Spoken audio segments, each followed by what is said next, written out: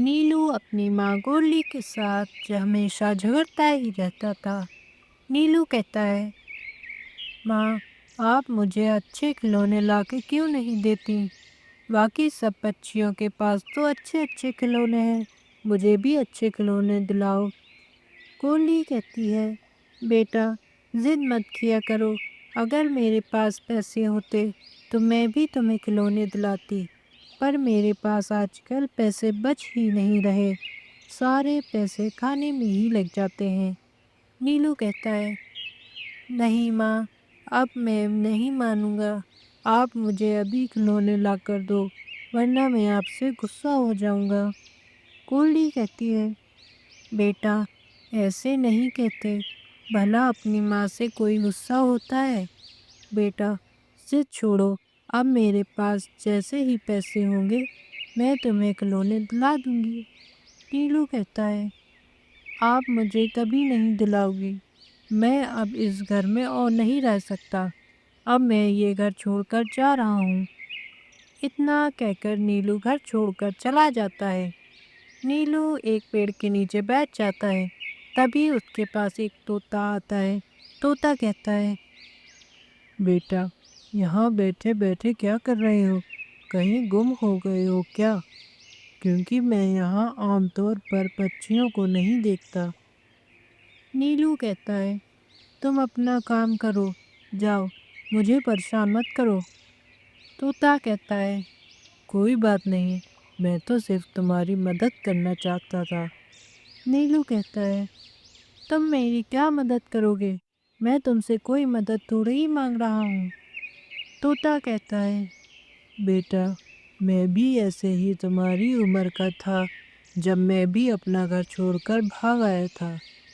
मैं भी अपनी माँ बाप से ज़िद करता था, लेकिन कुछ दिनों बाहर रहने के बाद मुझे उनकी अहमियत मालूम हुई, और जब मैं वापस अपने घर आया तब तक बहुत देर हो चुकी थी।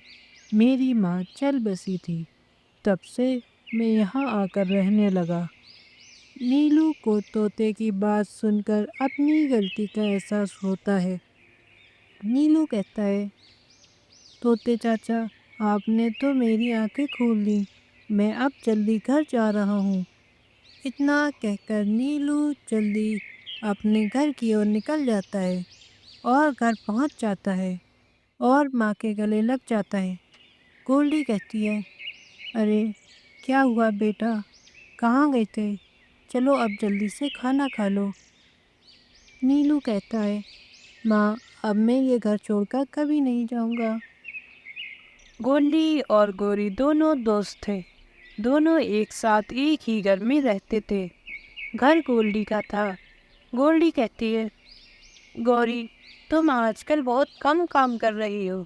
सारा काम मुझे ही करना पड़ रहा है। मैं भी थक जाती हूँ, मुझे भी आराम करना पड़ता है।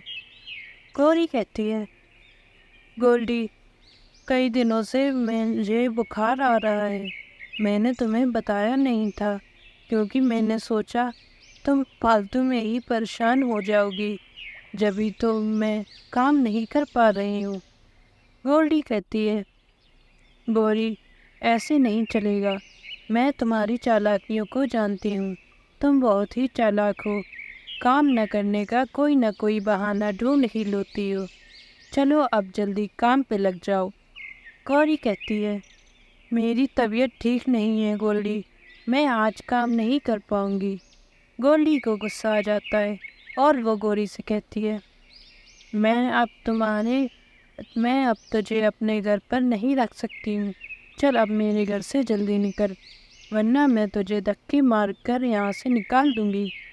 गोल्डी गौरी को घर से भगा देती है। गौरी बेचारी एक पेड़ के नीचे आकर बैठ जाती है और रोने लगती है।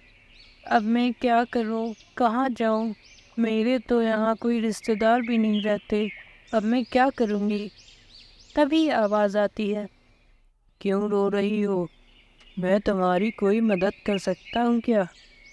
गौरी डर जाती है और कहती है, कौन है? किसने आवाज़ दी मुझे? तभी वहाँ जादुई अंडे का घर आ जाता है और कहता है, डरो नहीं, मैं जादुई अंडे का घर हूँ।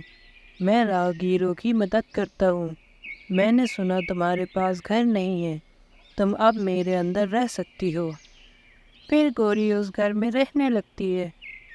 ایک دن گولڈی چڑیا اس کو ڈھونڈتے ہوئے وہاں پہنچ جاتی ہے اور کہتی ہے، مجھے معاف کر دو گوری، مجھ سے بہت بڑی غلطی ہو گئی۔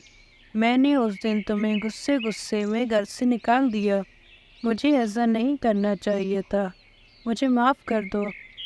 گوری اسے معاف کر دیتی ہے اور کہتی ہے، کوئی نہیں، ویسے بھی تم نے میری مدد اس وقت کی تھی جب میرے پاس کچھ نہیں تھا اور تم نے مجھے اپنے گھر پر رکھا تھا، اب تم میرے ساتھ اس گھر میں رہ سکتی ہو۔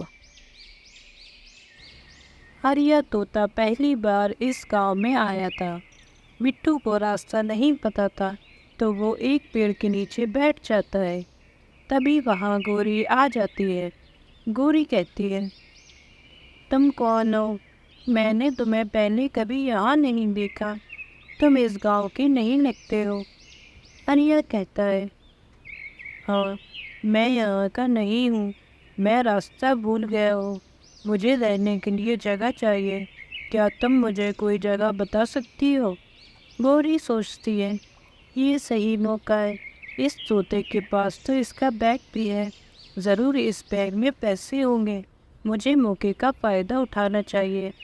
گوری کہتی ہے، ارے طوطے بھیا، تمہیں پریشان ہونے کی ضرورت نہیں ہے، تمہیں بالکل صحیح انسان ملا ہے، تم میرے گھر پر رک سکتے ہو، چلو میرے گھر پر چلو۔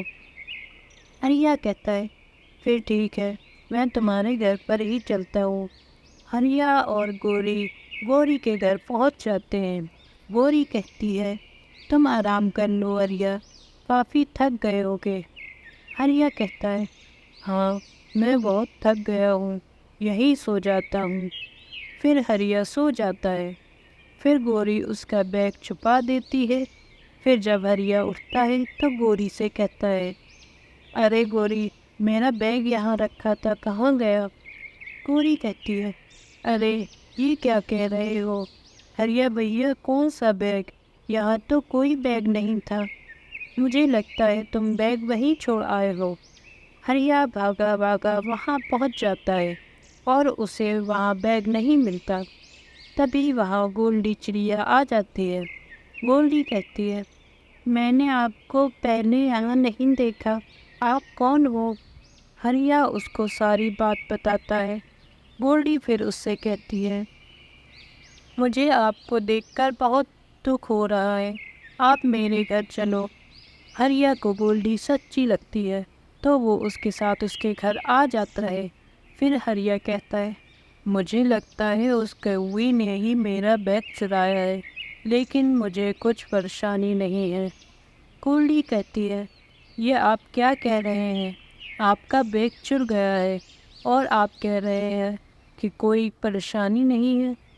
پھر ہریا بتاتا ہے، میرے بیگ میں نے صرف کھانا سفر کے لیے رکھا تھا، اب تک تو وہ کھانا بھی خراب ہو گیا ہوگا۔ پھر دونوں ہنسنے لگتے ہیں۔ گولڈی چڑیا گوری کے گھر میں کرائے پر رہتی تھی۔ اس کا ایک بیٹا نیلو بھی تھا۔ اس کے پتی کا دیہانت ہو چکا تھا۔ نیلو گولڈی سے کہتا ہے، ماں، اس بار تو ہماری زیادہ کمائی بھی نہیں ہوئی ہے، ہم کرایہ کیسے دیں گے؟ گولڈی کہتی ہے، پریشان مت ہو بیٹا، اوپر والا سب دیکھتا ہے، وہ ہماری ضرور مدد کرے گا۔ تبھی گوری آ جاتی ہے اور کہتی ہے، تم دونوں ماں بیٹے یہاں بیٹھے ہو، میں تم دونوں کو کب سے ڈھونڈ رہی تھی، کبھی تم خود میرے پاس بھی آ جایا کرو اور کرایہ دے دیا کرو۔ گولڈی کہتی ہے، میں تو آپ کے پاس آ جاتی، پر ابھی جیک کے مرنے کے بعد میرے پاس پیسے نہیں ہو پائے ہیں تو میں دینے نہیں آ پائی۔ گوری کہتی ہے، پیسے نہیں ہو پائے سے کیا مطلب ہے؟ مجھے میرا کرایہ چاہیے، ورنہ میں تمہیں اس گھر سے نکال دوں گی۔ گولڈی کہتی ہے، بس اس بار معاف کر دو، جیسے ہی میرے پاس پیسے ہو جائیں گے میں تمہیں کرایہ دے دوں گی۔ گوری کہتی ہے، تم تو بہت غریب ہو چکی ہو، تمہارے پاس تو کھانے کے بھی پیسے نہیں ہیں، میرا کرایہ کیسے دو گی؟ چلو اب میرے گھر سے نکلو۔ پھر گوری ان لوگوں کو نکال لیتی ہے۔ بیچاری چڑیا اپنے بیٹے کو لے کر جنگل کی اور چلی جاتی ہے۔ پھر وہ ایک سیب کے باغ میں پہنچتے ہیں۔ گولڈی کہتی ہے، بیٹا پتہ نہیں یہ سیب کا باغ کس کا ہے، یہاں تو اس کا مالک بھی نہیں دکھائی دے رہا، ہمیں کہیں اور جانا پڑے گا۔ تبھی آواز آتی ہے، رکو گولڈی، یہ باغ تمہارا ہی ہے، یہ تمہارے اچھے کرموں کا پھل ہے جو تم دوسروں کی مدد کر کر کماتی رہی، اب یہ تمہارا ہے، تمہارے لیے یہ گھر بھی ہے۔ تبھی وہاں جادوئی سیب کا گھر آ جاتا ہے۔ گولڈی کہتی ہے، شکریہ اوپر والے، میں تو اس لائق نہیں تھی، تو مجھے یہ سب دے، تیری بڑی مہربانی ہے ہم پر۔ پھر گولڈی اپنے بیٹے کے ساتھ وہاں رہنے لگتی ہے۔